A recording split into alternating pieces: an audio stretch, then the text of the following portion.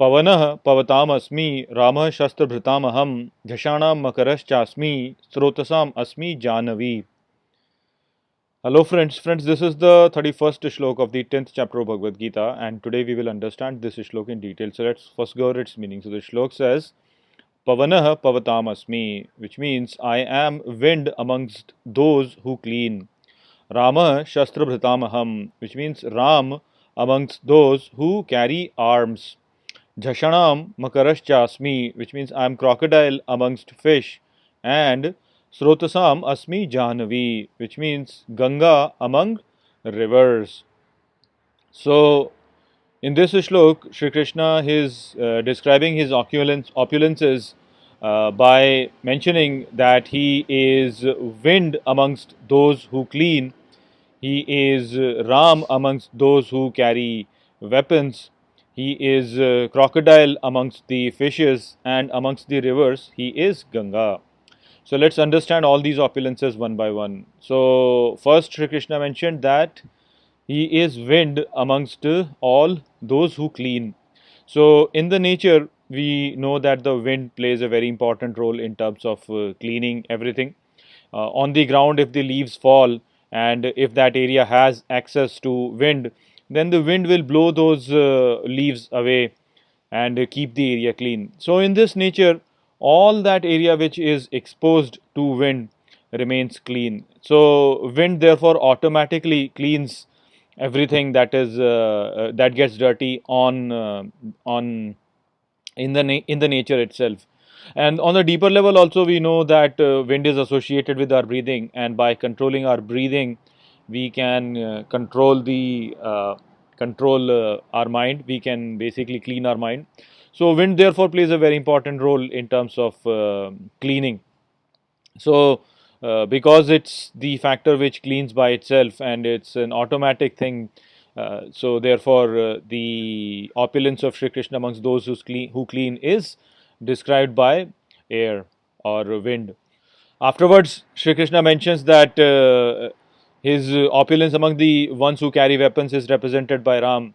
Now, Ram is the previous avatar of Vishnu, and he was provided a lot of celestial weapons by Rishi Vishwamitra. With that much power in his hand, he could have easily misused the power that he had used. But we know in Ramayana how he never really used his weapons as a means to dominate over others, and so he had a lot of self restraint in himself to only use the weapons in the right manner where the use of those weapons was justified.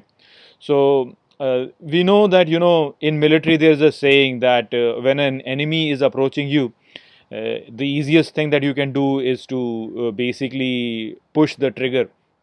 So whenever you're carrying weapon, there is a lot of responsibility that you carry along with it. Also, you have to have a lot of self restraint not to use that weapon in a wrong manner. And so we can see how Sri Ram represents the entity who has a lot of self restraint. And so amongst the one who carry weapons, the self restraint that they need is what is the important factor over there, and Sri Ram is the representation of that self restraint.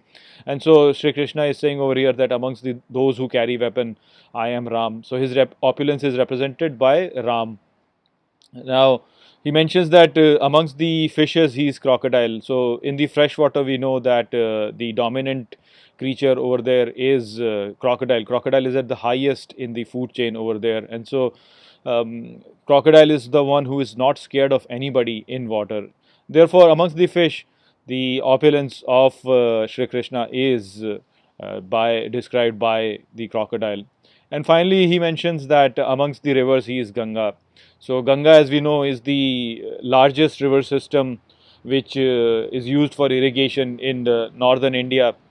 Actually, in the whole Indian civilization, actually, it is the largest river system which has been used for irrigation. And so, it has played a very important role in terms of establishing the Indian civilization. The water of River Ganga is also very pure. It doesn't really putrefy even when you keep it stored for a long period of time.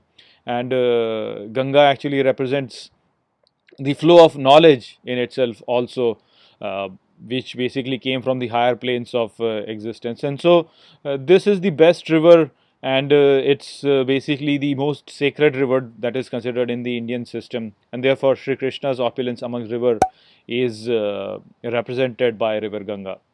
So those were the messages of Sri Krishna in this shlok. I hope that I have explained this shlok well to you. With that, I'll close this video. I'll see you in the next video. Take care.